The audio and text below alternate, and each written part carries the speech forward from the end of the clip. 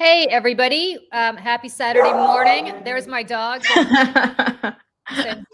Right on cue. Right on cue. Right as we go live, he starts barking. He ran onto the road today and almost got hit by a car. So he is banned from going. Oh my God. I know, because my son and his friend were blowing the driveway, and he ran to the bottom of the driveway and decided he was going to go out onto the road. No. So that's why he's barking, because he can't go outside anymore. He's very upset about that. Hi, everybody. Good to see you. Hi. Hi. It's been a crazy, crazy week. When isn't a crazy week? I know. I mean, honestly. My theory is that it is crazy. Hagrid is going nuts. You can hear my husband yelling at Hagrid in the background. My theory is that the craziness is what allows Donald Trump to get away with everything, because absolutely. Flood the zone for sure. Flood the zone with chaos. I mean, Joe Biden's big mistake was that, and not just Biden's, Obama's, Bush's, everybody, whoever preceding Trump, their big mistake was trying to be stable. And therefore, whenever the price of eggs went up, the press had nothing to write about but the price of eggs. The price of eggs year over year is actually up since last year, but nobody's writing about that. I wonder why. Yeah. No one's writing about a lot of things. Where's Jake Tapper? Where's Jake Tapper? Jake Tapper actually decided to do a little bit of a lot of direct to camera complaining about the med beds. I saw that, and I was like, "Oh, how nice of you, Jake. Thanks. Where you been, babe? Where you been? Welcome. Where's the book? That's what I want to know. Where's the book about Donald Trump retweeting AI of himself talking about med beds which don't exist? Which I feel like he posted it not knowing that he didn't say that. Which I don't know. If I were writing a book about how he's mentally incapacitated, like Joe Biden had books written about him by Jake Tapper, that would be a good thing to start with. But Jake's going to write that book after Trump is dead or out of office, because he's never going to write it while Trump is in office, because that would require losing access to the White House. And he does not want to do that. So that's why he's not writing those books. I'm crazy about the media right now. Crazy. Well, just speaking of that, this whole week has been the way that they whitewashed the Quantico insanity on Tuesday. The way that CNN decided that the Sean Puffy Combs sentencing was the most important thing to talk about in the country yesterday. I can't believe how forward in the how is that a top headline? I don't know. I'm like, who gives a fuck? Who cares? Okay, listen, I grew up listening to Puffy. Bad Boy was the soundtrack of my college in the 90s. But I'm sorry, the guy is a disgusting abuser and sex trafficker and piece of shit. And he deserves every day he gets in prison. And I'm sorry, the country's on fire. And I don't care. No. Last night, as you know, my husband is a cable news addict. It drives me crazy, because all I want to do is watch Only Murders in the Building, which Michelle assures me. So good. I can't watch it because we are now living in football season, hockey season is about to start, and baseball playoffs all at the same time. So the baseball playoffs has got me. Literally like my husband's birthday and Christmas rolled into one this particular time. So when we're not watching any of those three sports, he turns on CNN or MSNBC. He toggles back and forth, and then he really wants to piss me off. He'll turn on Fox, and I'm like, why are you watching Fox? He goes, we have to figure out what the enemy has to say. I said, I worked there for 10 years. I know exactly what's coming out of their mouth. I don't need to watch it.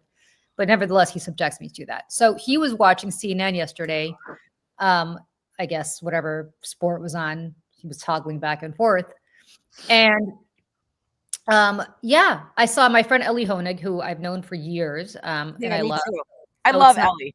Yeah, I did too. So this is not a reflection on Ellie. No, he doesn't get to choose. They tell him what he's going to talk about. And he and Joey Jackson, who I've known for 20 years, who's me too, one of the best guys out there. So this is not a knock on either of them. They're both fantastic, wonderful people, and their job is to talk about trials and court stuff. So no wonder.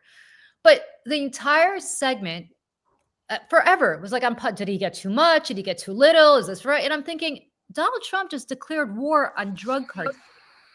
illegal. Like we're my friends, we are in an illegal war. Congress did not declare it. Donald Trump declared war on some amorphous drug cartels, which he thinks gives him the right to blow up random boats off the coast of Venezuela, with which we are PS not at war. Mm-hmm. And by the way, all drugs, if you're talking about fentanyl, come from Mexico. They don't come from Venezuela And China. So yeah. So I mean, through China, through Mexico. But the question is, like, why are we not like? Where's the press? Like, we're literally in an illegal war right now. We're in a hostile government, excuse me, a hostile government takeover, like the memes on Instagram. Right. We're in the middle of a hostile Yes. I can't get the earworm out of my head. Yeah. Because every time I see these things, I think of that. It's like a soundtrack playing. Because I'm like, yeah, here, check off another thing about the hostile government takeover. And our media is so checked out in that they're scared to death of Trump off. That, right, it's the whole access journalism thing, that CNN would literally, on the Friday of this week, after everything that's gone on and currently happening, including a very awful government shutdown that Donald Trump wanted, okay? They wanted this from day one. They were never going to negotiate. This was never not going to happen. They decide to lead every hour. Because like your husband, Julie, I am a cable news addict also. I keep it on all day long. All day long. And then my husband and I fight at night because he likes to watch Shark Tank and the Antique Roadshow, which I will do, and Storage Wars, because as everyone knows, we're antiquers and flea market people, so we watch these shows. But sometimes I'll fight with him and be like, are you done watching this now? And I'll flip back to cable news because, oh my God, why don't we switch husbands? Because I am so cable, like, I can't do, for the reason that we're talking about. Like, I'm sitting there as he's watching, writing my Substack for the next day. And I'm like, oh, wait a second. The Chicago Sun-Times has reported that Black Hawk helicopters were hovering over residential apartment buildings on the south side of Chicago. Black Hawk helicopters. Federal agents cosplaying Team SEAL 6, rappelling onto buildings, breaking down doors without a warrant, and taking naked people, including children, zip tying them outside, throwing them on the ground, and demanding their papers. And it's nowhere on national news. Why is that not leading? Why is that not leading over Puffy? Because he's so flooding the zone that they gave up, and they're like, let's talk about Puffy, because Puffy rates, because Puffy, everybody can get behind the Puffy stories. The Democrat, like, they're trying to appeal to everybody. CNN. So they're like, the Democrats can get behind the Puffy thing, the Republicans can get behind the Puffy thing. So let's talk about Puffy. Well, then fucking go be Court TV. Exactly. Go be TMZ then. I mean, I'm sorry. Like, what are we doing? Like, this is the, you know what it felt like? It felt like in the 90s when Michelle was still drinking milk cartons in elementary school. Hey, now we're in college. And what year was this? 1995? 95. Okay, right, I was in junior high. So like, I graduated college that year, Michelle. So shut up. All right, go ahead. Okay, so I was a junior in college in 95 when the O.J. Simpson trial was going on and the verdict, where it was, that was CNN's big moment after the Gulf War in 91. Then it was like the trial where a lot of people became famous from day to day, wall to wall coverage of that, because there was nothing, it was kind of new. Like, we hadn't really done that before in cable news. And Court TV became a thing and all that. They were like hearkening back to those days, but it's 30 years later, no one cares. There's a lot more going on than there was back then. That's like legit a threat to people's lives. And they're they think they're telling the American people that Sean Puffy Combs' sentencing is more important than what Julie just brought up, that's happening in Chicago, or what's happening with the shutdown, or what's happening in Venezuela, which is illegal, by the way. It's why he got rid of all the JAG officers and people like that in those departments who would have said to him, this is illegal, you can't do it. That's why they purged those folks. So like, and that's what they chose. Like, I did a direct to camera yesterday about it because, first of all, I was having cabin fever. So my husband and I had to get the hell out of the house. So we went out of the house to do one of our wine pickups.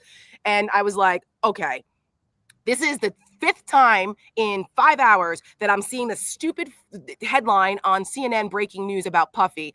Meanwhile, what's happening in Chicago in real time is like legit fascist Gestapo stuff. Yeah. And we were getting messages in real time from friends of ours who live in Chicago. Yeah. They were targeting emergency rooms and elementary schools to go after the parents, and that they had early dismissal at some of these neighborhoods because they were scared that they're telling them to come get your kids because they were concerned ICE was going to raid the school. Like, can I read this? This is from a friend of mine that I went to college with. I've known her for 25 years. She is biracial, and yay to the what's others. that? No, Others. Yeah, like me. She wrote this. She wrote this yesterday. She said, "It's 5:39 a.m. Just woke up to the sound of multiple helicopters overhead after a night of silence so heavy you can feel it. They are flying dark. I don't know where these monsters are lurking, but it must be close. I am afraid to leave the safety of my home, but I have to go to work because of course I do. I have a route carefully planned that doesn't draw attention. My new normal is carrying my passport and making sure my husband knows where all of my papers are. I hope the eggs are delicious." Mm-hmm.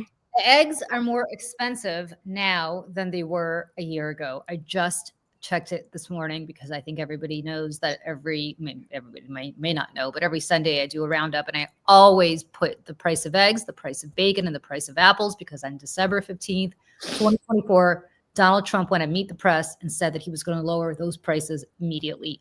All of them are up. Every single one of those commodities is up.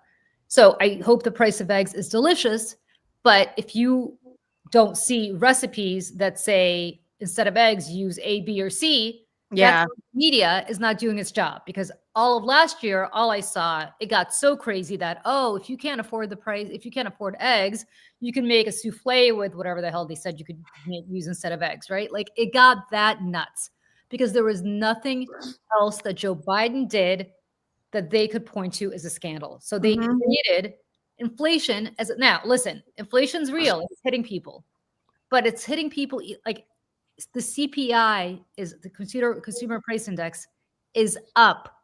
It is up since last month. It is up consistently. It is up year over year. But everything. But again, this is an example of the messaging malpractice on the Democrats and the Harris campaign last year, and how Republicans know how to fixate on one or two things and repeat it over. It doesn't matter whether it applies, doesn't matter if it's true. It doesn't matter if you're talking about what the founders ate for dinner every day. The Republicans made the price of eggs an issue that it entered the zeitgeist from every angle. And then you have the right-wing media ecosystem and the influencers who are also flooding the zone with the price of egg shit and made Democrats put them on the defense about it, as opposed to embracing it. Well, first of all, they should have picked their own issue that they flooded the zone on, that they stayed on message on, that it didn't matter what they asked you. They could have asked you when your grandkid's birthday was, and you go back to Joe Biden helped bring jobs to and build bridges here. Follow up. That's the thing. They let them get away with it. And they're doing it again now. And the point is they're doing it again right now with the Republicans fixating on the lie about Democrats are fighting for illegal immigrants' health care over Americans. And that's why the government is shut down. They are they're falling into the trap again instead of focusing on one message to combat that. The Republicans are lying to you. They are trying to distract you about something that doesn't actually exist. We're here fighting for you to protect your healthcare, protect your jobs, protect your livelihoods, protect your farms, protect our military, while Donald Trump and Republicans are laughing because they don't care, because he's going to go and build his ballroom. They're going to take more jobs away from you. They've betrayed our farmers, and they want to turn our American cities into military training grounds. And they left town to do it. We're not doing that.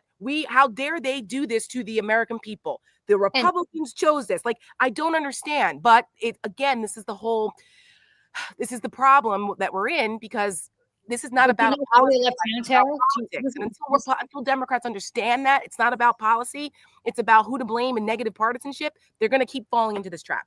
Yeah. But the reason they left town, and I want to be very clear, and they're not coming back next week. They just announced yesterday. Yep. Not to the 13th. That they're not coming back for another 9 days. Mhm. The reason for that has nothing to do with the budget. The reason for that is something you will not hear about in the media. Yeah. It is because there was a special election in Arizona, and that special election led to a Democrat getting elected, and that woman needs to be seated.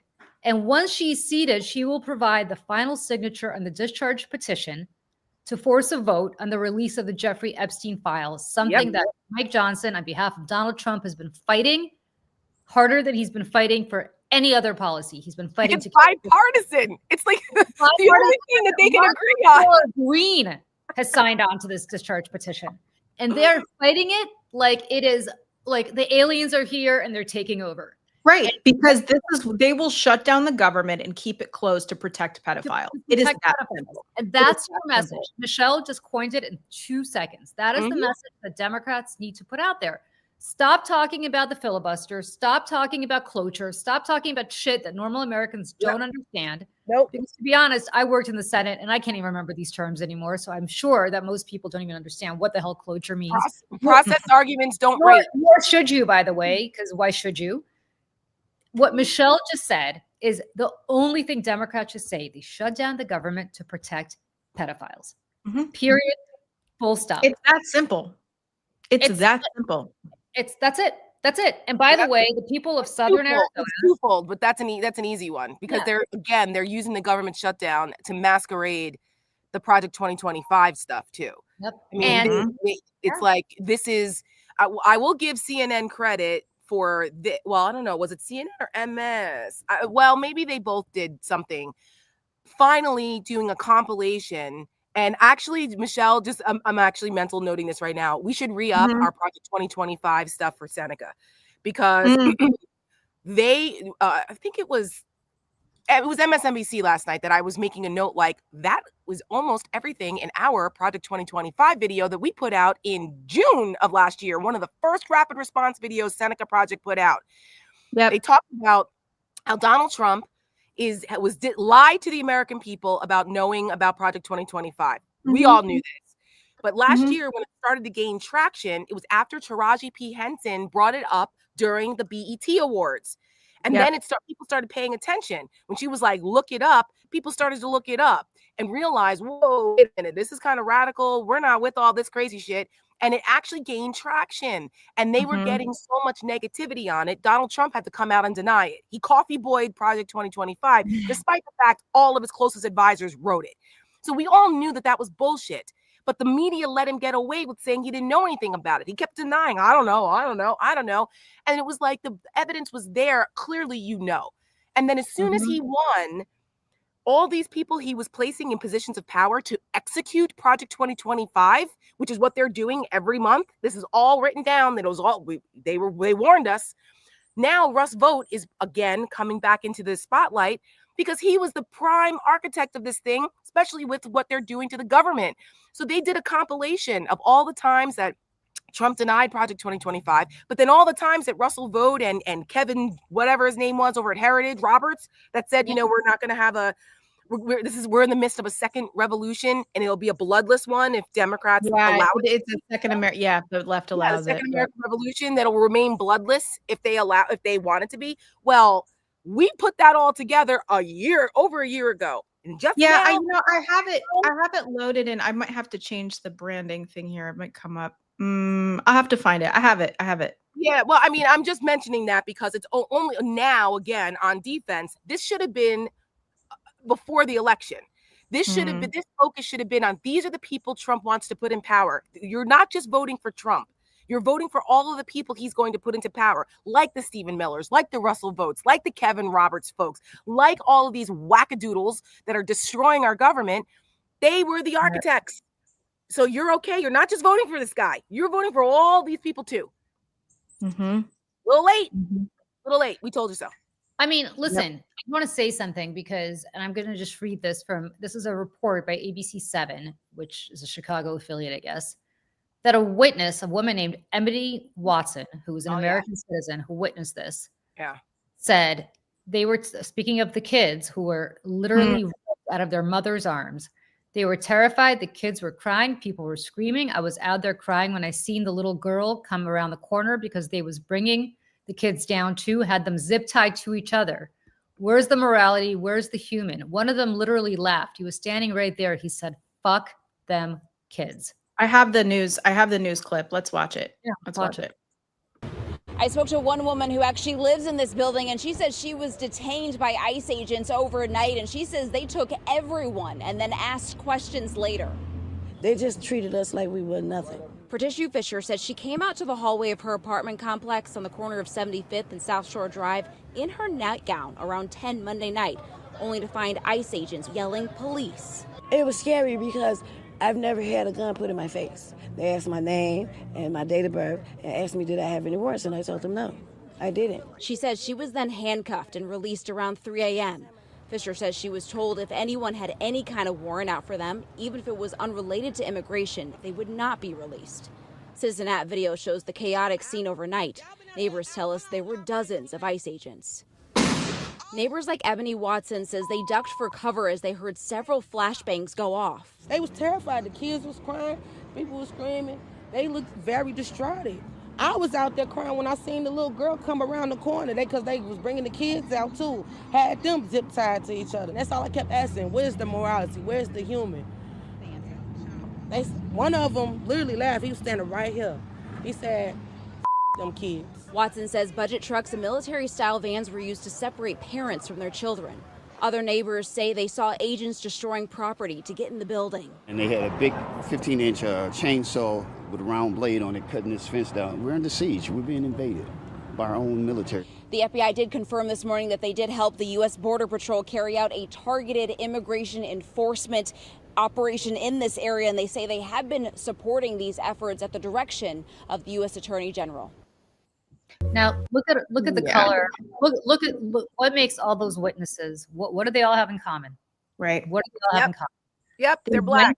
They're black. They went to communities of color. Mm-hmm. Those people are not here illegally. Those people's ancestors were brought here in chains, to be very clear. Yep.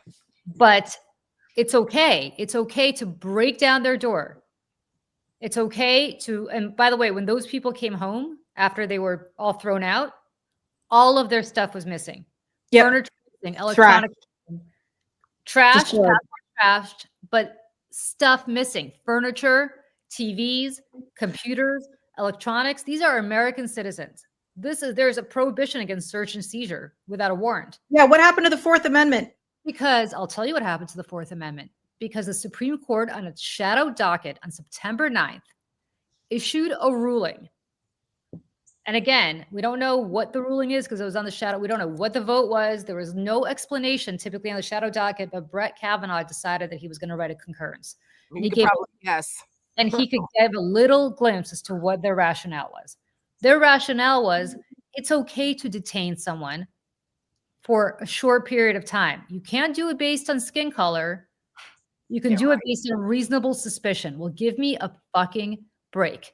Yep, we know how that's used. Reasonable racial profiling. Reasonable suspicion in the hands of a bunch of pissed off, uneducated, untrained ICE agents. Who do you think they're going to try to? Whose doors do you think they're going to try to break? These are people being recruited from prisons. These are people being recruited from the military. These are pissed off people who couldn't get a job in any other law enforcement agency because you don't need any criteria to work for ICE other than being over 18. Apparently you just need a head. A head and you need to be over 18. That's it. Mm-hmm. Yep. And so what does this result in? In California, I could read off and off. In California, they arrested an American citizen, detained him for 3 days without a warrant, and let him go. Thank you, Brett Kavanaugh. Thank you, Supreme Court. They arrested an alderman in Chicago because she was at an ER demanding information and to see the warrant for someone that they had detained. And she was demanding that, which she should. And nope, nope, they detained her, let her go. But again, it's intimidation on purpose. And so, did you guys see? I don't know if you loaded this up, Michelle, and if not, it's okay. But the taxpayer funded propaganda video that DHS put out. I have a bunch of stuff that I pulled yesterday. It's on my phone. Highlighting that raid in Chicago. They're very proud of this. And it's it says like something, I forgot what the exact wording is, but it was basically like, you can't hide under the cover of night, under the cover of darkness. We're coming for you, or we'll get you. Some kind of ominous shit. And it's produced like it's a fucking Michael Bay movie. Yeah. And this is American tax dollars paying for this bullshit. And I'm like, nobody has a problem with that. Donald Trump is going down to Norfolk tomorrow to celebrate the naval 250 commemoration for the Navy. And it's actually, the Navy birthday is the 13th, but they're going early. And I saw that I read the local news coverage of this, where it said, very milquetoast, Donald Trump at his speech on Tuesday talked about how fond he is of naval ships, and how he's looking to build 19 more naval ships in 2026. No. And I went, are you kidding me? The whole ship thing was one of the wackiest, most incoherent parts of his speech on Tuesday, where he talked about, actually, he's such a dumbass that he was complaining about how ugly our naval ships are, particularly the stealth ones that have stealth technology, as if he goes, they don't have to look like that to be stealth. He actually said this. He doesn't understand that stealth doesn't mean invisible, you fucking idiot. So I mean, I know it's not funny, but like whitewashing of it. And Donald Trump just went to England. He just spent a couple of days, weekend or whatever it was, a few days with the royals at Windsor, where apparently, I assume, he saw what British currency looks like. And he saw that on British currency, you have pictures of, if it's minted now, of King Charles, and if it was minted, for the last, I don't know how many years, it was Queen Elizabeth. So what does Donald Trump do when he comes back? He has ordered, for the first time in the history of this nation, the mint to mint a coin with his face on it and the words "fight, fight, fight," with him holding up his fist like when he was shot on it. It's worse. For the commemoration, the 250th birthday of America. That's what they are using this for, and they're using a bipartisan bill that was passed in Congress in 2020 when he was president the first time, to say that they passed it in 2020 to say that they could do a commemorative coin for the 250th birthday. Now, again, bipartisanly passed, because if you want to mint a coin to celebrate, that's fine. But the 1873 Coinage Act basically says that you're not allowed to put anyone that's alive on a coin. So they would have to, if they do go through with this, it will be illegal, or they'd have to get an act of Congress to change it to make it legal. This is insane, okay? Absolute insanity to have Donald Trump now on a coin. Like, why are people not putting this together, that the guy is turning himself into a king and not planning to leave? So, and the messaging, we have money, because it costs money to mint these things. We can spend money on Donald Trump's face on a fucking coin, on Donald Trump's ballroom, on multi-million-dollar produced DHS propaganda videos, on flying unnecessarily military generals into Quantico, on Donald Trump going golfing, which is where he is as we speak right now, while the American people are suffering in a shutdown. Donald Trump is golfing at his gilded golf course in Sterling, Virginia. We can spend money on all these things, but we don't have money to protect people's health care, to get kids with cancer research programs, to just go down a list of what the price American people are paying, but so that Donald Trump can live his fantasy of being a king. Well, I want to show this, because I don't know this. Again, there's been so much news that I think this probably got lost. So this was in the New York Times and other places yesterday. After declining to give Trump a sword for King Charles, a museum leader is out. The departure of Todd Arlington, who led the Dwight D. Eisenhower Presidential Library and Museum, came after the administration sought a sword from its collection as a gift for King Charles. So President Trump wanted a gift for King Charles. Ahead of his state visit to Britain last month, the administration began looking for an artifact relating to President Eisenhower that the president could give to the king. A sword, perhaps, or something that spoke to Eisenhower's role as the supreme commander of the Allied forces in World War II. Through a personal email address, an administration official approached the Dwight D. Eisenhower Presidential Library and Museum and Boyhood Home in Abilene, Kansas, which has at least one Eisenhower sword in its collection, given to him in 1947 by Queen Wilhelmina of the Netherlands. But the library declined to release it or any other original artifact in its collection on the grounds that they are the property of the United States government, which the library is obligated by law to preserve for the American public. Instead, Mr. Trump wound up giving King Charles a replica sword. And this week, the director of the Eisenhower Library, Todd, he was fired. Yep. So, First of all, how tacky that you're giving a replica as a gift. Like, come up with a different gift. I know. But the second, King of England. Yeah, to the King of England. That sword belongs to us. Yeah. It No, belongs it doesn't, Julie. It belongs to Donald Trump. Well, that's the problem, right? That's the problem. Like, he has this is a, I'm going to pull a Raskin right now, which is crazy. And I'm so sorry in advance. I would never say this anywhere that's not like within family here in this chat, but like there's a French phrase, which Jamie Raskin loves using, called l'état c'est moi. And Louis XIV used it. It means the state is me. Like, I am the state and the state is me. L'état c'est moi. And the reality is that that's how Donald Trump thinks. He thinks that he is the United States and the United States is him. And that means he's entitled to taxpayer property.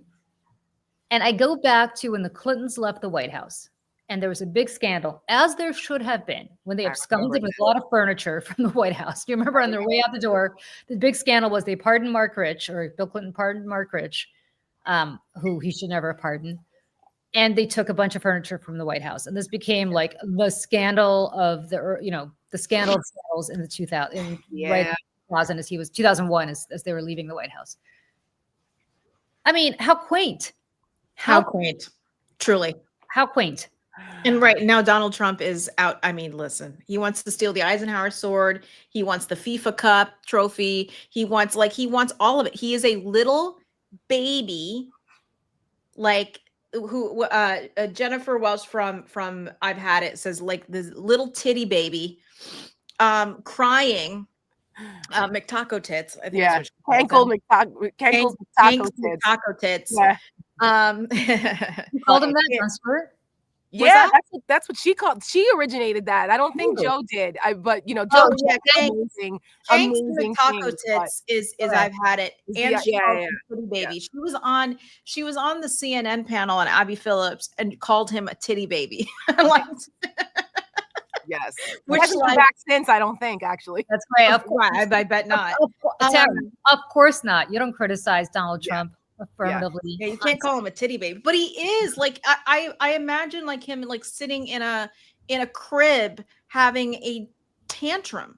Like, this is who we're dealing with, and because he's mentally ill, because he's physically unwell, because he's not capable or fit to lead anything. I wouldn't put him in charge of a hot dog stand.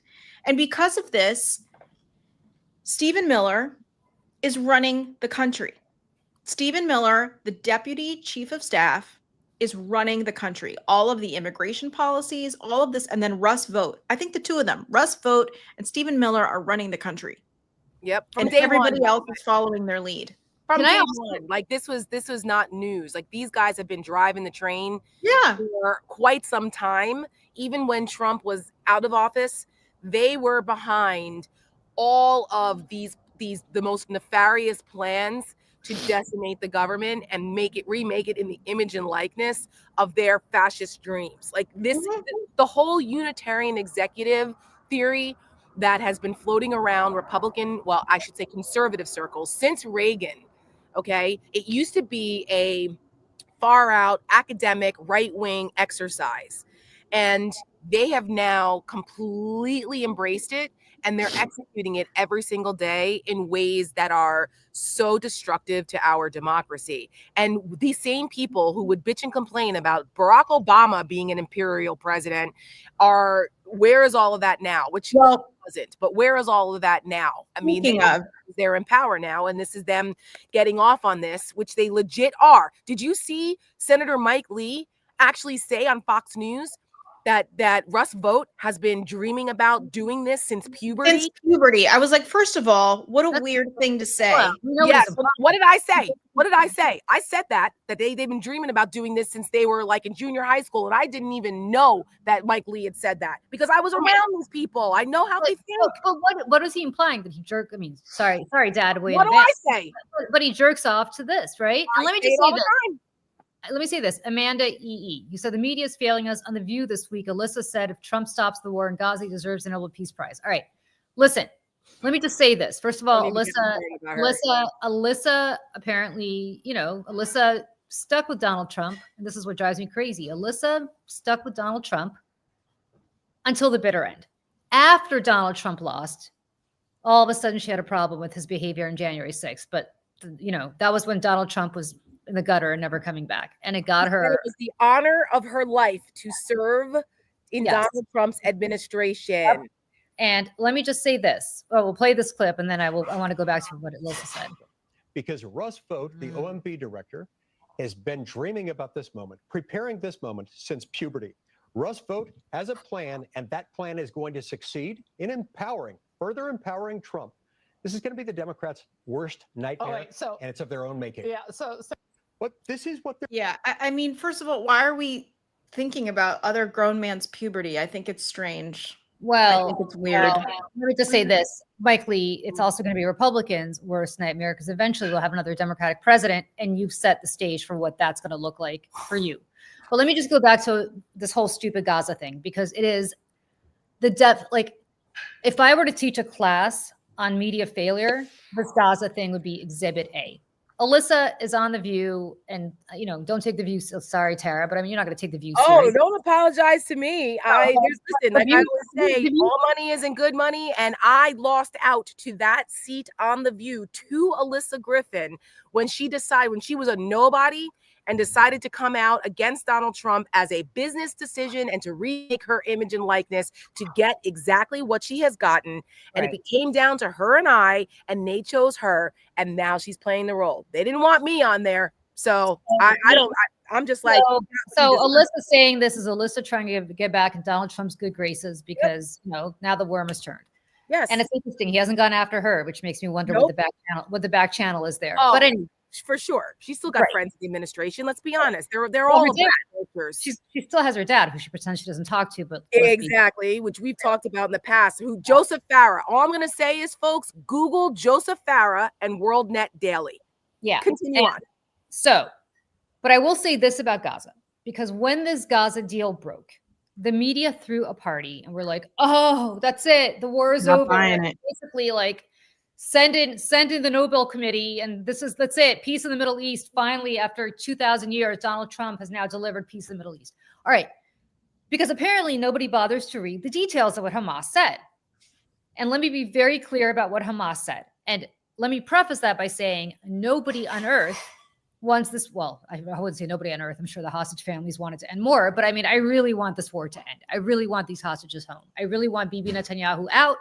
I really hope they stop this killing in Gaza. All of those caveats.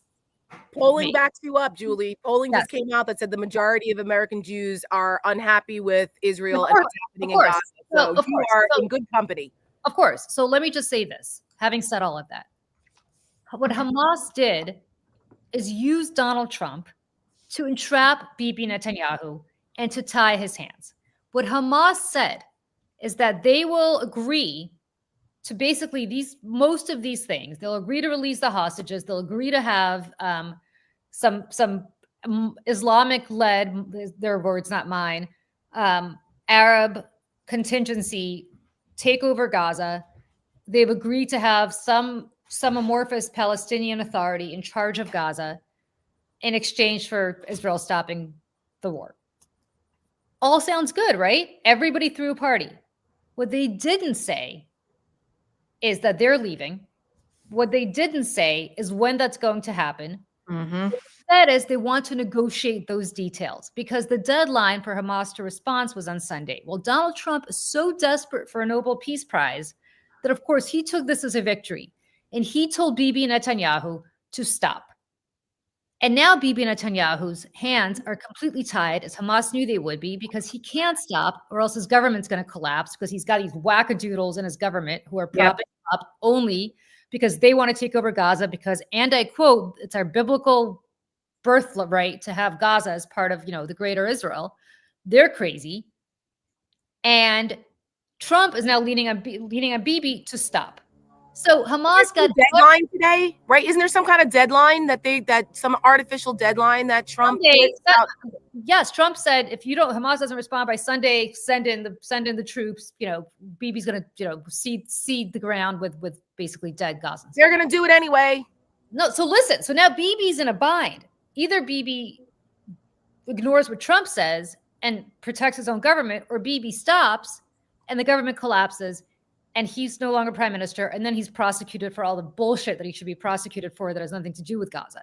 And then all of a sudden, we're going to have investigative committees of how he allowed this October 7th debacle to happen. I mean, ending this war is a disaster for Benjamin Netanyahu. And we're coming up on the October 7th anniversary. Coming up on the October 7th anniversary. 3 days. So I say all of this to say, well played, Hamas. You played Donald Trump. Bibi knows you played Donald Trump. You played the American media, which thinks that we have peace in our time now, and nothing is going to change. I don't think Donald Trump's performance at the UN endeared him to the world leaders who would vote on the. Well, it's the Norwegians. It's the Nobel Prize Committee. It's not even the world. I know, but I mean, they're not. They're influenced by. Yeah. So those kinds of. Alyssa Farah Griffin is just emblematic of this idiocy that the media at large says. Hamas agrees to release hostages. Okay, I agree to give you all my money. We'll just have to work out the details as to how that happens, right? Right. I mean, this is so stupid. And I don't even blame her because obviously I don't think she reads the newspaper that carefully. I don't think she reads that carefully if she says this. I blame her. I blame Trump for being so thirsty for a Nobel Prize that he just wants a trophy. He wants a trophy because Obama had a Nobel Peace Prize. He's so thirsty for this Nobel Peace Prize that he's allowing Hamas to manipulate him. Bibi knows this. He's allowing Keir Starmer is like, this is fantastic. They're all saying all thanks to Donald Trump, right? All of them, all thanks to Donald Trump. And I want to just add one thing and then I'll stop. There is an interesting story in The Guardian this morning, which I urge everybody to read, and I'll find it when I stop talking, which will be soon, I promise, and post it in the chat. The former Secretary General of NATO has a I can't remember his name. It's I'm just wondering how far back. Oh, sorry. Going back to Trump's first term. Okay. Has a book out, an autobiography out, and the Guardian excerpted the book. And it's about how Trump walked into NATO for his first meeting and almost blew it up and told them they all better pay 2% or else he was going to walk and he was going to take the United States out of NATO. First term or again this time? First term, within the first few months of the first term. And how he was especially awful to Angela Merkel and was high-fiving Erdogan, which is, I mean. Oh my God. But what's interesting about this is he literally has this meeting with all these world leaders privately. I mean, it was a private meeting in the sense that there was no press. Tells them all off about how they're not contributing enough. You know what? He has a point. They should have been contributing more of their GDP to NATO. Or to their collective self-defense. I don't have a problem with. Mm-hmm. But basically he was like, or I'm pulling the United States out. And they knew that if he walked, that would be the end of NATO. Vladimir Putin's been dreaming about that since puberty. And Trump passed a note to him as he's reaming them out with his black Sharpie saying, if you say publicly that they all committed to raising their GDP to 2%, thanks to me, I'm okay with that. So they all did. They just said it. Didn't matter that they didn't do it. They just said it and thanked Trump for it publicly. That's all he said. I just need you to say that it's all thanks to me. He went home and praised NATO to the stars, and everybody's great, and I made them pay their fair share. They still haven't. And that became a huge talking point for his foreign policy chops about that they keep using, because he knew, well, the people who we all know Donald Trump couldn't tell you what NATO stands for. This was a guy who didn't know what the nuclear triad was. So I would argue that he was not dreaming about that since puberty, because he's a ignoramus and didn't even know what NATO was or any of that. I'm thinking about Putin put it in his brain, and he fixated on it, that, hey, here's another way that you can be a business guy.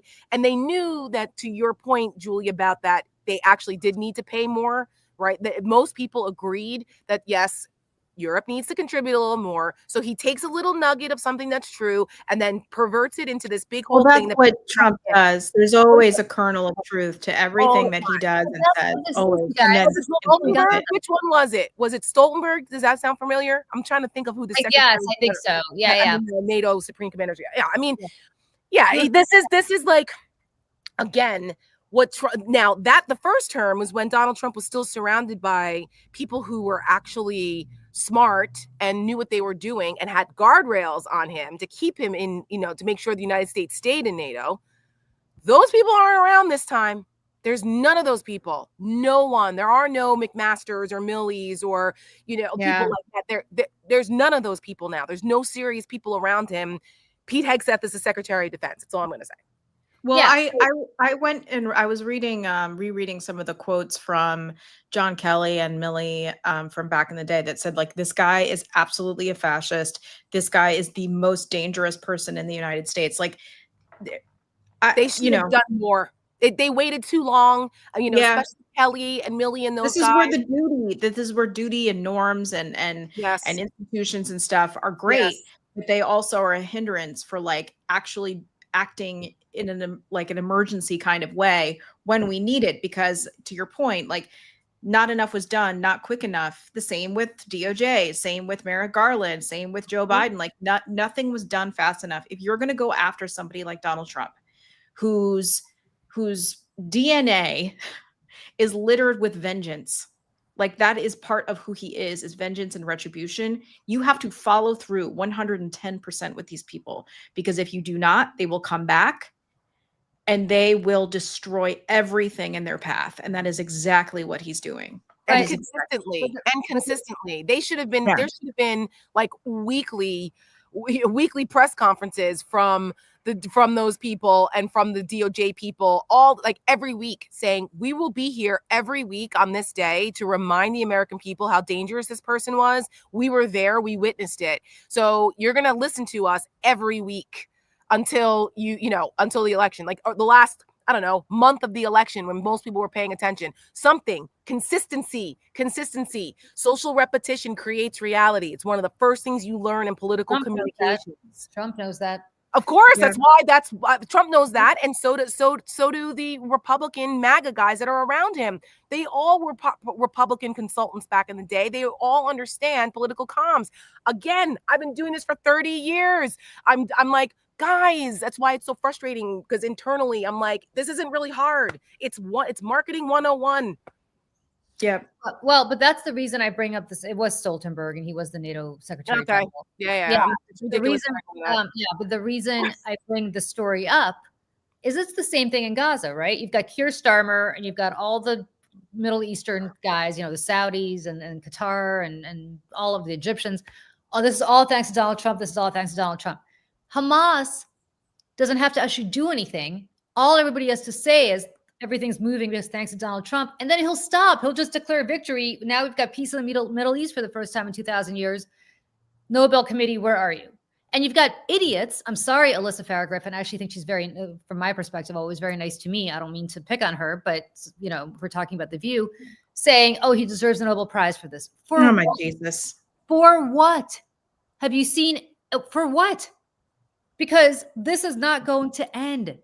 It's not going to end. Netanyahu cannot afford to end this war. Hamas cannot afford to end this war. Well, this is what I wish people understood. It's like, Hamas is a terrorist organization. Hamas is a terrorist organization. Bibi Netanyahu is a tyrant and a monster and a dictator. Donald Trump is an authoritarian. Like, we have three factions here whose end goal is not to do anything good for anybody except for themselves. And like, that is the end. Like, I don't know how this ends. Except, Michelle, Bibi Netanyahu knows that ending this war is an existential threat to him. Yes, because that's right.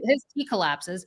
Hamas knows that ending this war is an existential threat to them. Yes. So Trump thinks that as long as people think he's doing something on this, he's going to get a trophy, i.e. the Nobel Peace Prize. Like, they may not be wrong. They're playing to survive. He's playing for a trophy. Yes. So and he may not be wrong about that, which is the other scary part about this, because like nothing matters anymore. Like, the Nobel Peace Prize used to be something that was actually a warranted, like, prestigious award. That's being diluted now into this bullshit. If they, God forbid, acquiesce and give it to Donald Trump, it will only be because of extortion again. I'm sure he'll threaten them. There's some kind of back channeling, something, whatever he can find as a weakness to get right to go after them, right, to the Norwegians. So we also know that there's a whole thing going on with Russia and the North Pole and the Arctic Circle and control of territory up there. Submarines and all kinds of things. Like, this has been going on for quite some time, and the Norwegians have basically been trying to push off Russia, and the United States, who's normally on our side, on this kind of right side of this kind of stuff, has not been, because they're he's all about Putin. So there is a pain point here for Norway that Donald Trump and his administration could exploit to get himself the Nobel Peace Prize undeservedly. So put a pin in that, folks, and see how that plays out. But the other thing about this too, which is something that anytime the Nobel Peace Prize comes up for Trump, and anyone who is actually dumb enough to kiss his ass and say that this guy warrants the Nobel Peace Prize, is just point to the fact that this is a guy that just said he wants to use the American military as in our cities for training grounds for them. He wants American cities to be used as training grounds for the military, and has unleashed a Gestapo masked force that is violating the civil liberties of American citizens and others who are entitled to due process in this country. That's why so they should juxtapose it. This guy deserves a Nobel Peace Prize, and just show the ICE stuff. Right. Makes sense. And that's where I would, thank you. Sorry, my husband brought me a matcha. Hello, thank you for my matcha. I queued up my coffee. Love the supportive husbands. He just warmed it up. And he goes for his morning run in Central Park, and then comes back and brings me a matcha. It's very nice. But I've teed up that DHS video here. Oh, good. I've got it here. So there we go. Taxpayer dollars, folks. Let me see if I can get this a little bigger here. Okay.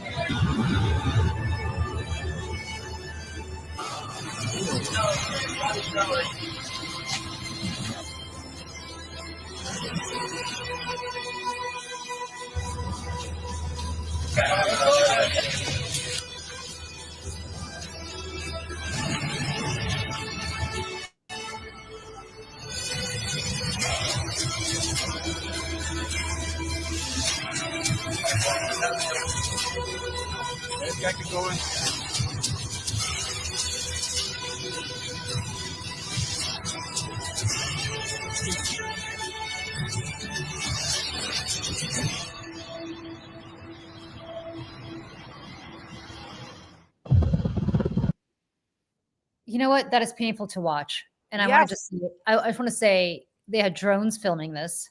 Yep.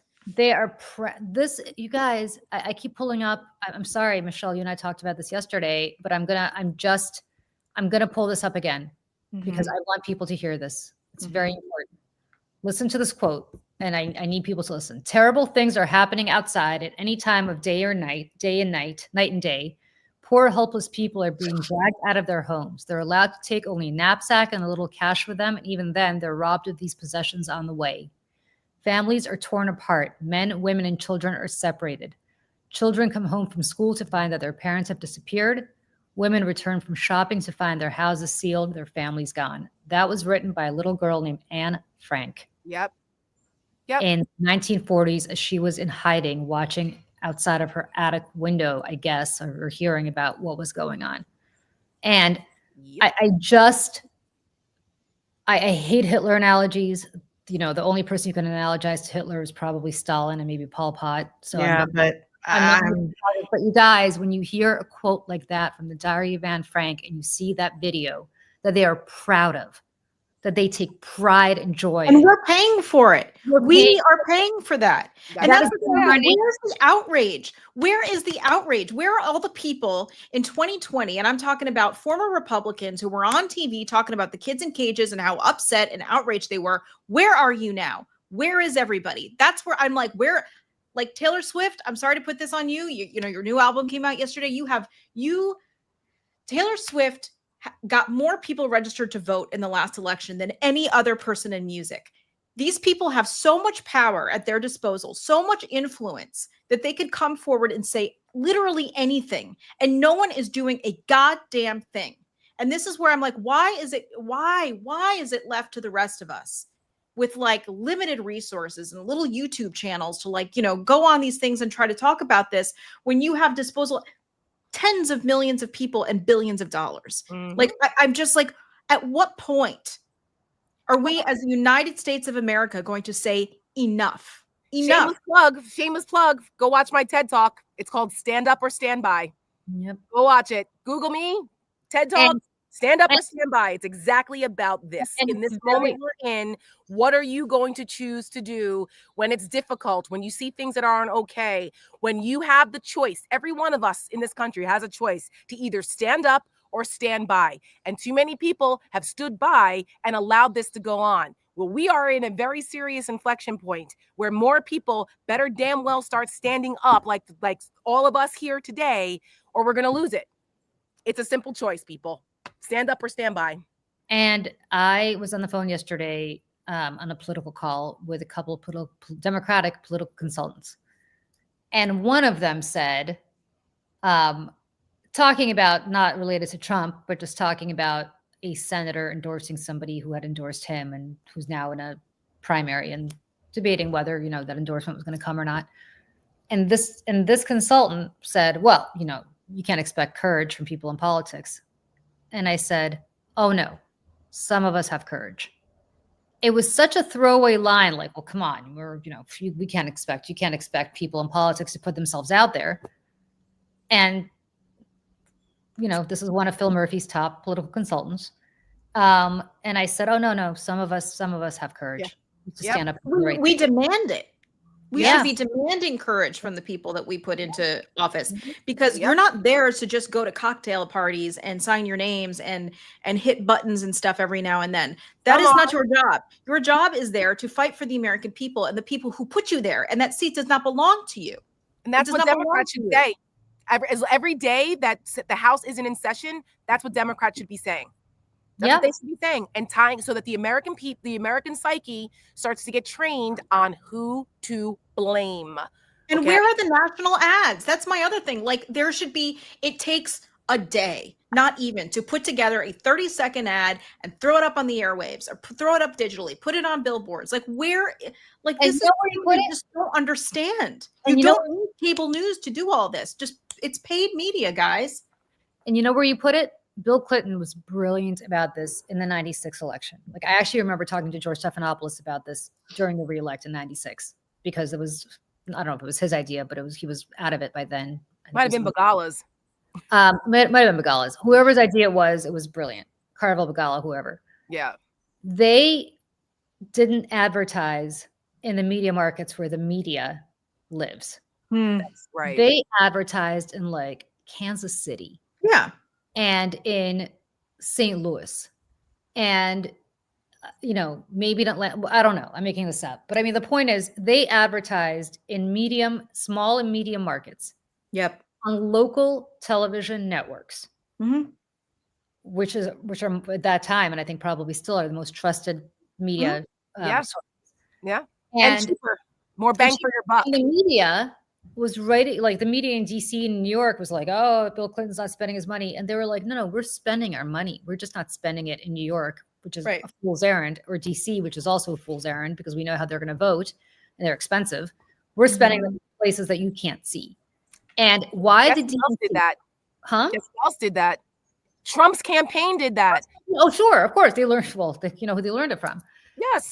And the reality is that the DNC should be out there every day, every single day. They have the money. I just like for people to understand the DNC and these people have the money to do it, and they're hoarding it instead of right now narrative setting, which was something we've been screaming from the rooftops. And unfortunately, Seneca Project, which is what we do, is make ads and content, and we'd love to place them. We don't have any money to do that. We don't, or else we would.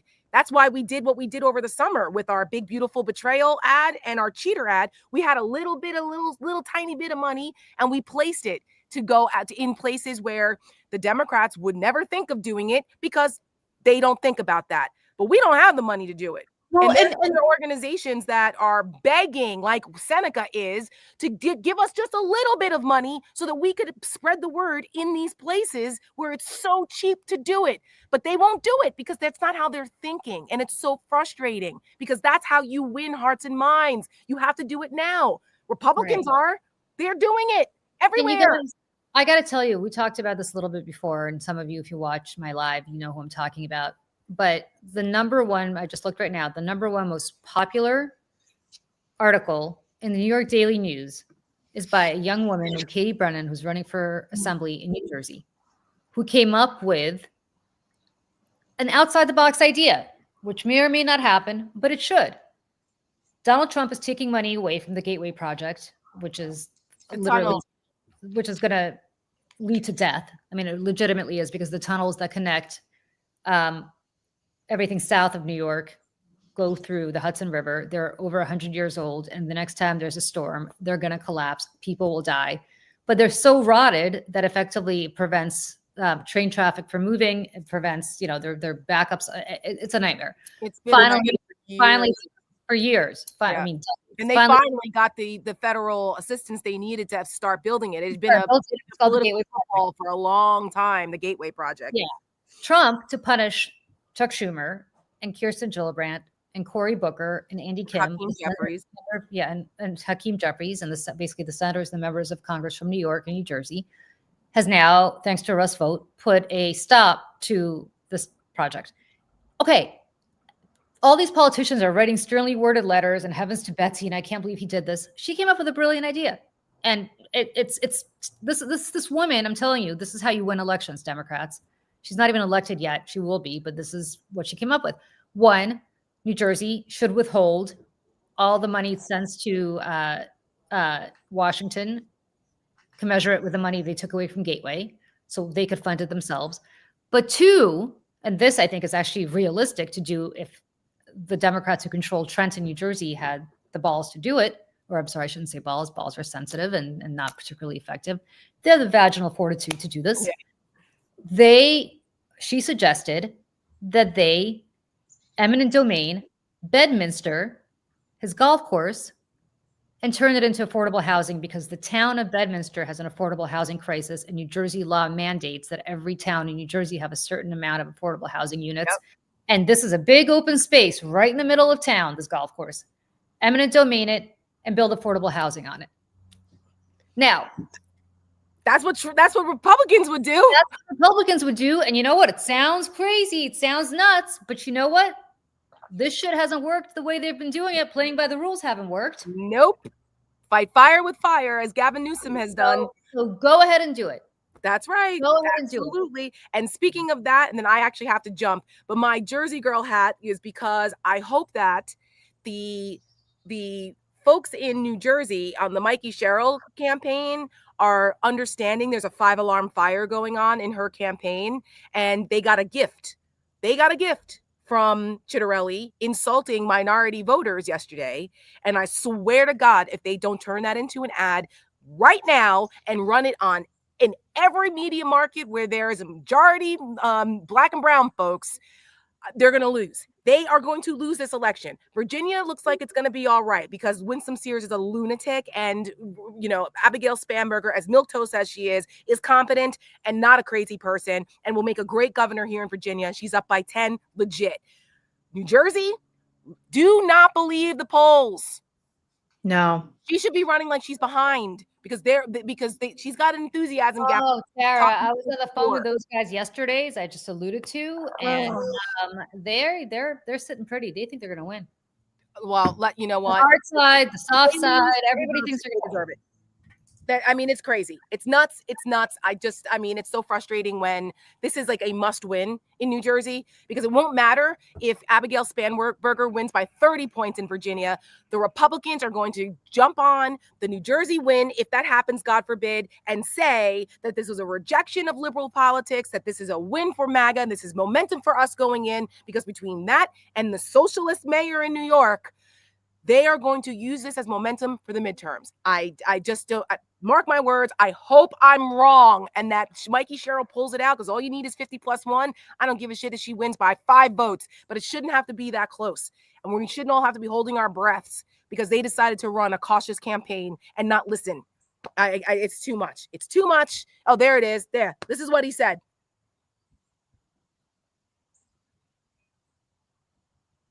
Why isn't it?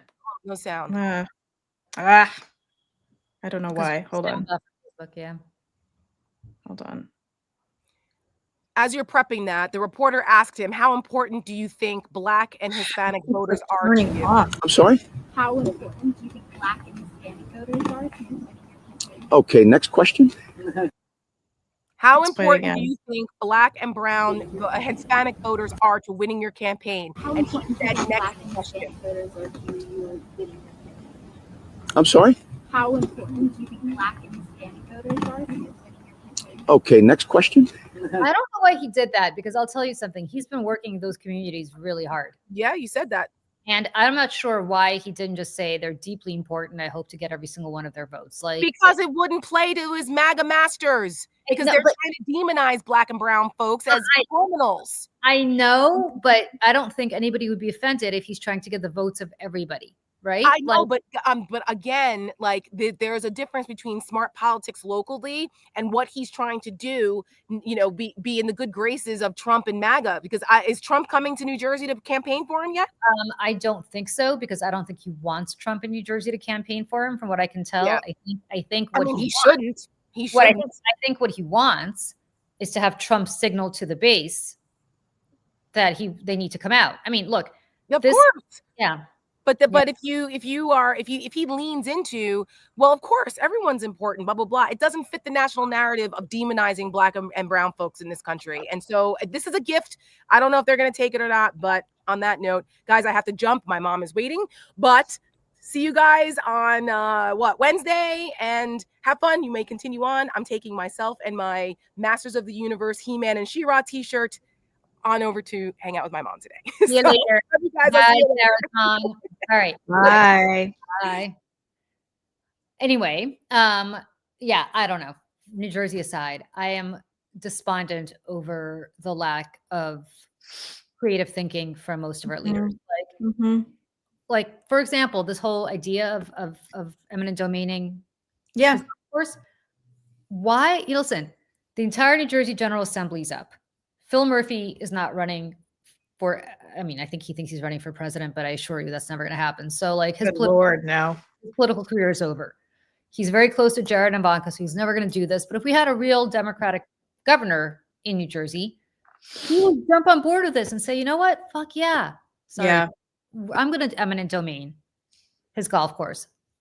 And the legislature should be like, yeah, we're going to eminent domain his golf course. Yeah.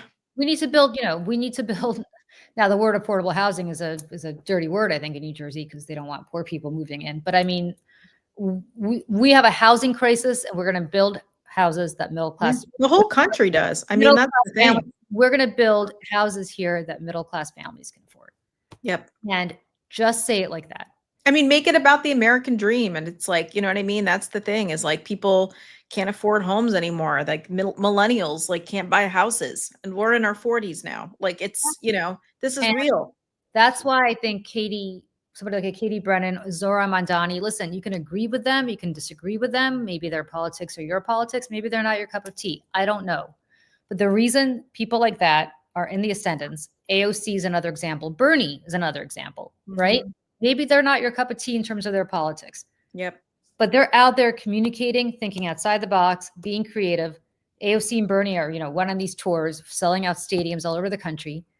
And Michelle, I got to tell you, like Chuck Schumer and Hakeem Jeffries are sending sternly worded letters. I just don't get it. And for everybody who says, well, the American people can't focus on democracy and they can't focus on fascism or authoritarianism because they can't afford to eat. Congratulations. There's some good messaging on that too. Everything costs more. Yeah. Everything costs more. If you thought the price of eggs was high last year, I got news for you. It's even higher this year. If you thought the price of apples was high last year, I got news for you. It's higher this year. If you thought the price of bacon was high last year, I got news for you there too. Everything, electricity. Yeah. Oh my God. The electric, especially, I could go down the rabbit hole here too. Is AI, like in the tech companies right now, are going to, the electric bills that we are all going to be paying over the next several years. It's going to skyrocket in a way that like we cannot power AI. AI requires so much electricity and energy and water. It's like sucking up the water from people's like entire little towns or losing all their water supply because of AI. We can't keep up with it. And on top of it too, it's like the health insurance costs, the cost of healthcare is skyrocketing, homeowners insurance. No one's going to be able to afford anything. And it's already awful. Every time I go to buy groceries now, I kind of can't believe it. I'm like, why is this $250 like grocery bill? There's two of us. Like, this is crazy. It's bananas. But that's my point, right? The whole thing is bananas. And what's just completely absurd and insane is that we're talking about this here. Nobody else is talking about it because they're running like monkeys to a shiny object, right? Like this is what cable news does. Oh, Sean Puffy Combs, whatever the hell is real. Sean Combs is what I call him because screw the whole moniker thing, right? Sean Combs. I don't care. You know who you want to do a profile on? Do it on Cassie Ventura. If you want to talk about that, do it on the survivors. Well, right. And that's the other thing is like, no one ever cares about the people who survived this crap. Yeah. No one ever cares. And they will tear you down and then. Yeah. And again, like, do we really need a segment on, this is the U.S. Attorney's Office asked for way too much. They asked for 11 years and that's unacceptable. And he really should have gotten based on based on the federal guidelines and the sentencing guidelines and the Bureau of Prisons recommendation. Like, you know what this deserves? This deserves a 20-second blurb. In other news, Sean Combs got 4 years in prison today. Now let's move on. Let's move on and talk about the news yesterday, which was Gaza. Let's move on and talk about what's in the fine print of Hamas's statement, rather than just basically saying what they're saying. Well, and to bring it back to the housing and the greed and the corruption and also to what happened in Chicago. So V from Under the Desk News put together this video, and I'd like to show it, talking about the buildings that they're going into. And I just thought this was interesting, and I think it's worth taking a look at. Friday night, and here's what happened. Since about February of this year, ICE has been raiding entire apartment complexes, claiming that almost every single person who lives in the apartments is Tren de Agua gang members. And the evidence that Kash Patel is presenting for why he thinks that every single person living in an apartment complex is a member of a gang is this. There was graffiti on a door that said, Venezuela. It's giving... Now, if you think back, you'll remember about the ICE raid on an apartment complex in Aurora, Colorado. Back then, they raided 3 different apartment complexes, all of them owned by CBZ Real Estate Management. You'll remember that CBZ claimed that Tren de Agua took over the apartment complex and was holding people captive, and they couldn't even go in there and collect rent or do anything else. Well, the city of Aurora ended up reporting that CBZ had left those residents in basic squalor. They had abandoned the apartment complexes. Some people didn't have running water. When the city of Aurora tried to hold the alleged slumlord responsible, he claimed that he was being singled out for his Jewish faith. A judge said that no one was singling you out for your Jewish faith and holding you accountable. You were being held accountable because you were basically being a slumlord. Meanwhile, back at the apartment complex, nonprofits came together to help all of those residents who had been raided move into safer homes. And all of the CBZ properties were sold to a mysterious investor. A lot of people think it was BlackRock. And that guy ran off to Turks and Caicos, where he's trying to now open a $200 million resort with his brother. And a lot of people have also speculated that the ICE raids were a way to rid these buildings of their residents so that they could be remodeled and resold as luxury apartments. Last night in Chicago, the rundown apartments at 7500 South Shore Drive were raided because, again, ICE was claiming that Tren de Agua was occupying the building. They detained over 100 people, including U.S. citizens and military veterans, and zip-tied children together and had them sit in a U-Haul while they waited to sort out who their parents were. And once again, 7500 South Shore Chicago was owned by a company called Trinity Flood. They were bought out by K-Star Real Estate, which is the subsidiary of KKR. KKR, which has close ties to the Trump administration and is buying up a ton of properties as tariffs are affecting the volatility of the real estate market. KKR, which also did a deal with Jared Kushner in Serbia. So what's really going on with these apartment complex raids? Are they trying to rid America of gang members, or are they trying to flip formerly low-income housing into new luxury rentals? And who benefits from that? I don't know. I'm still figuring it out, but I thought that was worth sharing, and maybe you have some ideas you can share about all of this. Wow. And why are they doing that story and not CNN and not CBS News and not MSNBC? Well, I will, Michelle, thanks for asking. I will answer that question because CBS is now owned by Paramount, or has been owned by Paramount, which is now owned by Skydance, which is owned by Larry and David Ellison, who are so close to Trump that he just sold he just had China effectively sell US TikTok to them. So CBS now has Barry Weiss coming in to run. Oh my God. Oh my God.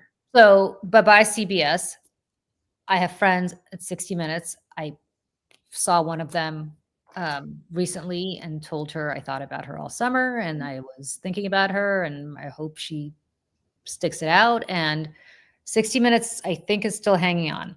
Not I think, I know based on what they've been reporting. We'll see how long that lasts. The rest of CBS, we'll see. But that's why they're not reporting that. I believe that CBS, that 60 Minutes would be reporting that if that were on their radar. So I don't want to say that about 60 Minutes. CNN is owned by Time Warner, by Warner Brothers Discovery, which is also about to be acquired potentially by the Ellisons, which is why you don't see me debating Scott Jennings anymore. You don't see Tara debating Scott Jennings anymore. You don't see anybody who's ever stuck as a Scott Jennings debate anymore. Now they just have people who are like, well, Scott, that's a good point, but that's it. I've been relegated to the morning show. I don't even know if Tara's been relegated to anything. It's just a joke. Yeah, Tara does like a lot of Chris Jansing and Michael Steele's show, and that's MSNBC, right? So that's I did, you know what I mean? Yeah. And so you asked about CNN, and that's why they're not doing that. I just happened to glance as we were talking at the New York Times homepage right now, and I'll pull it back up. I'll just refresh it because it's been about 5 minutes. Mm-hmm. And this is what's on just the top stories, right? Israel and Hamas say they'll work with Trump's Gaza plan, but gaps remain. Okay. The gaps should be the headline. That's the headline because the gaps are what is holding this all up and it's never going to happen. Subheadline, cautious optimism on Gaza peace plan, but no guarantees. Here's what to know. No, there's no cautious optimism. There are a bunch of people mouthing platitudes about Trump because they know, as the Secretary General of NATO knew before, that if you give Trump credit for stuff, he'll continue to do it. Right? Then we go down. Trump's approach on Gaza. Deal first, details later. Oh, okay. Thanks for putting that as details first, maybe. Details first, right? Then analysis. For Netanyahu, Trump's nod to peace puts him in a tough spot. Okay, fine.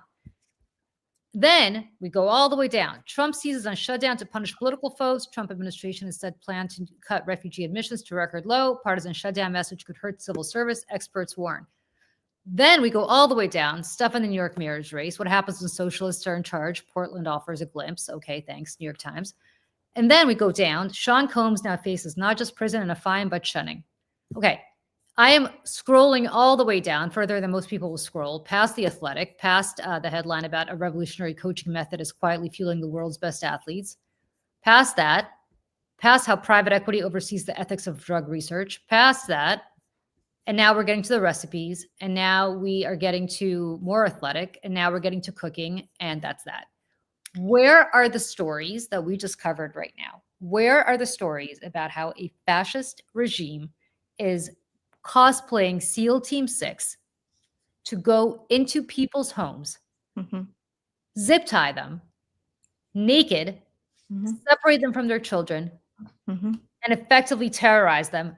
And why don't you investigate the reason? Why is it that this Just News or whoever, I forgot who did this, but Under the Desk News. Under the Desk News, why is it that she said what she said and not the New York Times? Why is it that independent media like us or like her or whoever have to come up with these analogies? Why analysis? Why is it that nobody is saying on the front page what Michelle just said?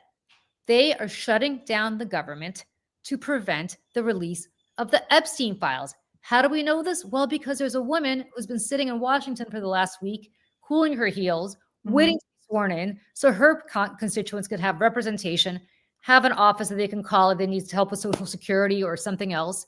And that's not happening because Mike Johnson refuses to bring Congress back in because he does not want the release of the Epstein files.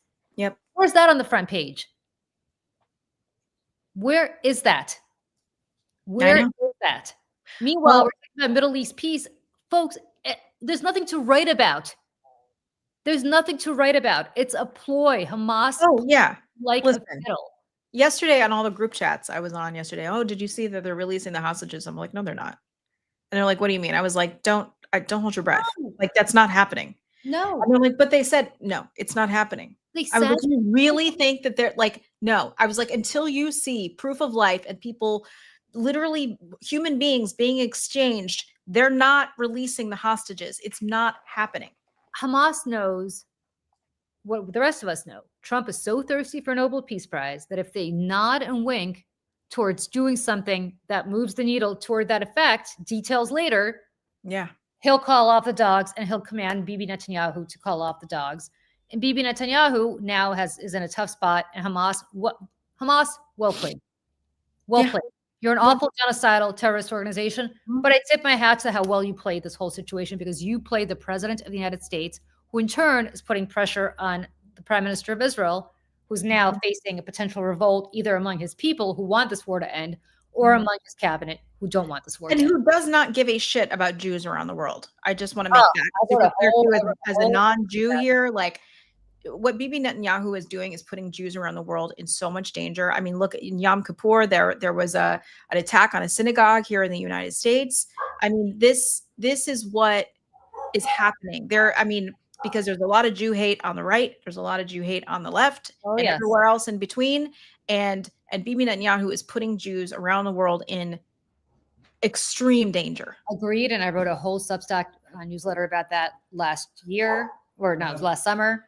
On that note, I got to go because I got somebody here to look at my whole situation with leaves and trees that are falling apart, and I need to make sure that this is the joys of home ownership, Julie, are not joyful. Let me tell you that. We could have a whole separate show on that. When my sink is broken, I call my super. It's great. Oh, you know what? My sink is broken. My toilet seat's been broken for like 6 months, and I've been kind of You've been there, Michelle. I have no idea how to put it together. If this were you, I'll help you. Listen, I'll help you. I do all of these things around my house. You could come over and fix my toilet seat.